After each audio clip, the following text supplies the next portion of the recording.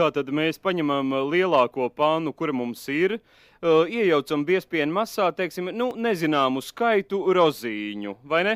Un tālāk mēs sākam viņas it kā pa vienai lasīt ārā, jo mēs jau nezinām konkrēto skaitu, kuras tur ir iemaisītas. Un tajā brīdī, kad mums plaukstā ir 2 vai 3, mēs viņas izmetam ārā un ejam tālāk, jo maizīte jau mums ir liela uzcepta.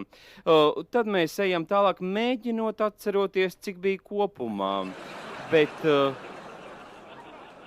mēs jau to nezinām, cik mums jāizmet. Mēs ejam tālāk, meklējam nākamās, un katrā reizē, kad atrodam atkal kaut ko jaunu, atkal izmetam.